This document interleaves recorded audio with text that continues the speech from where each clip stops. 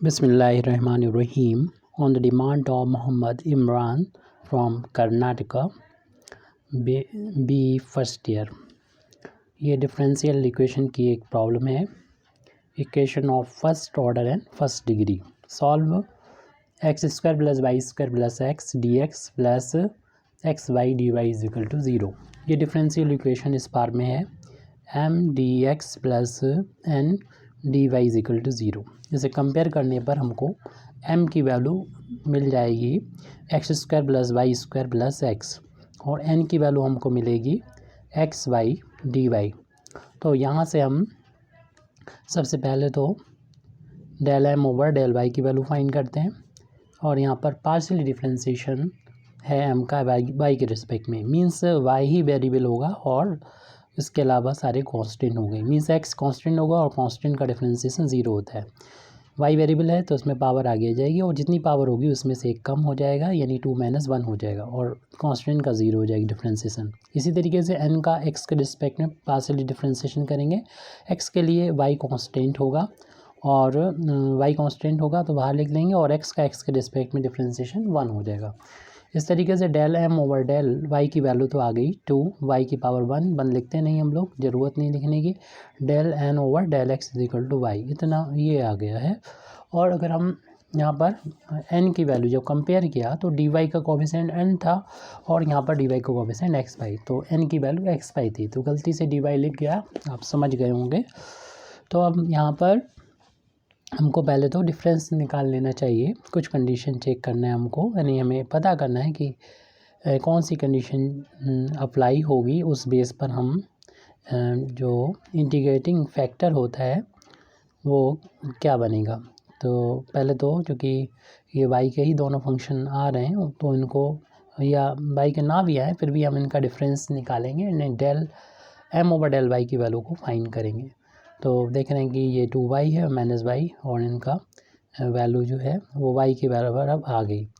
और उसके बाद अगर हमने ये निकाला है, यानी n बाद में आ रहा है, तो इसी n से हम डिवाइड करके और इसका मल्टीप्लाई करेंगे। मीन्स ये जो भी वैल्यू आई है उसको कैपिटल N से डिवाइड करेंगे। n की वैल्यू ऊपर हम लोगों ने फाइंड की थी उसको लिखेंगे। ये वैल्यू तो ब्रैकेट में है, वो तो y के इक्वल आ गई है। हमें डिवाइड करना n की वैल्यू से, n की वैल्यू ऊपर वो फाइंड की थी एक्स वाई, वो यहाँ पर डिवाइड कर दें। ये टोटल वैल्यू अगर आती है, जैसे कि हम देख रहे हैं वाई से वाई कैंसिल हो गया, 1/x आ गई और जो कि सिर्फ x का फंक्शन है, तो यहाँ पर लिख दें विच इज़ ए फंक्शन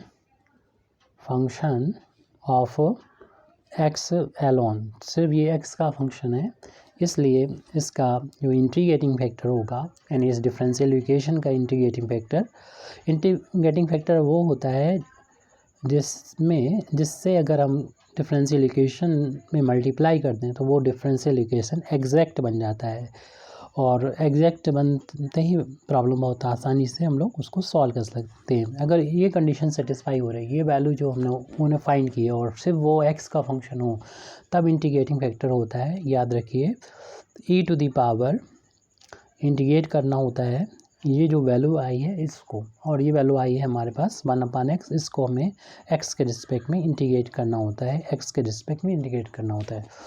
तो हम लोग जानते हैं कि 1/x का इंटीग्रेशन log x होता है और ये भी जानते हैं e की पावर में log हो, यानी बेस यहाँ पर भी e है तो ये दोनों हट जाते हैं, ओनली जो x है वो आ जाएगा यहाँ पर इंटीग्रेटिंग फैक्टर। और इस इंटीग्रेटिंग फैक्टर जब मिल जाता है तो आपको जैसे कि अभी बताया था कि इंटीग्रेटिंग फैक्टर से मल्टीप्लाई कर देंगे गिवन डिफरेंशियल इक्वेशन में, तो वो डिफरेंशियल इक्वेशन एग्जैक्ट बन जाएगा। इसलिए हम पूरे इक्वेशन को x से मल्टीप्लाई कर देंगे। तो लिख देंगे multiplying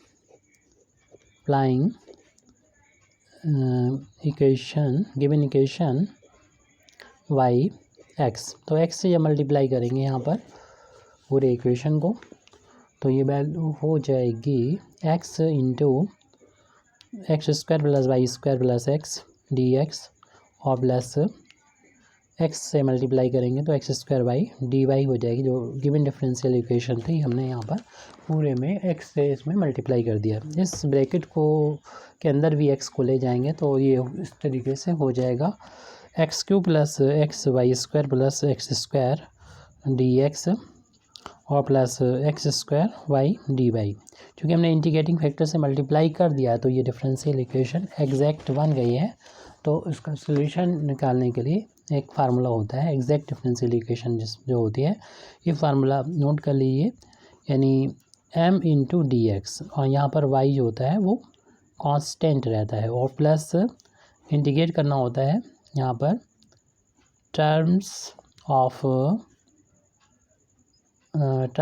of n not containing x, और y के रिस्पेक्ट में इंटीग्रेट करते हैं और राइट हैंड साइड में कोई भी कांस्टेंट ऐड करते हैं। ये तो होता है फार्मूला। इस फार्मूले का यूज़ करते हुए इस डिफरेंशियल इक्वेशन को हम सॉल्व करेंगे। तो ये हो जाएगा हमारा m की value x cube plus x, वो पहले वाला जो m था वो नहीं, जो अब है इसकी भी कंपेयर हम m d x plus n d y से करेंगे। तो m की value x cube plus x y square plus x square है, जिसको x के रिस्पेक्ट में इंटीग्रेट करना है, यानी इंटीग्रेशन का साइन यहाँ पर लग जाएगा। बस ये ध्यान रखना है कि जो m की वैल्यू है अब इसमें x के उन्हीं टर्म को लिखना है जिसमें x नहीं आ रहा, क्योंकि एक ही ये टर्म है, एक ही टर्म है डी वाई के लिए, यहाँ पर m के लिए सॉरी n की वैल्यू, और इसमें भी x आ रहा। तो आप क्या करें कि इसमें कुछ ना लिखें, यानी छोड़ सकते हैं, स्किप कर सकते हैं, इसको लिखना चाहें तो बस 0 लिख दें, क्योंकि यहाँ पर x का ही टर्म है। इसमें x अगर जिसमें नहीं आ रहा हो तो ओनली y होता है, प्लस या माइनस के निशान के बाद कई टर्म होते हैं, उसमें x y सिर्फ y होता है, x नहीं होता, तो उसको हम यहाँ पर लिख देते, और बाकी x वाले तो लिखते नहीं, क्योंकि एक ही टर्म था। इस पर क्या लिखें तो 0 लिख सकते हैं या छोड़ सकते हैं आप उसको, और राइट हैंड साइड में कोई भी कॉन्स्टेंट c, या अभी हम यहाँ पर c डैश ले रहे हैं, क्योंकि आगे चल के इसका जो फॉर्म है वो चेंज हो जाएगी, और कॉन्स्टेंट को किसी भी फॉर्म में लिख सकते हैं, आंसर पर कोई इफेक्ट नहीं पड़ता है। अब इसको हम इंटीग्रेट करेंगे टर्म बाई टर्म, और ध्यान रहे कि y रहेगा यहाँ में कांस्टेंट। तो यहाँ पर हम एक्स क्यूब का इंटीग्रेट करेंगे, टर्म बाई टर्म इंटीग्रेट करना है, एक्स वाई स्क्वायर का इंटीग्रेट करेंगे और एक्स स्क्वायर का इंटीग्रेट करेंगे, और राइट हैंड साइड में यहाँ पर c डैश है।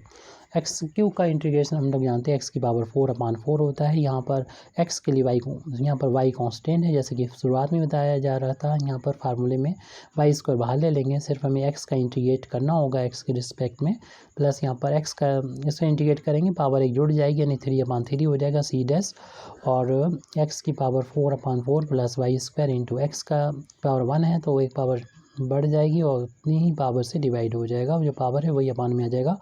x³ is equal to c dash है ये।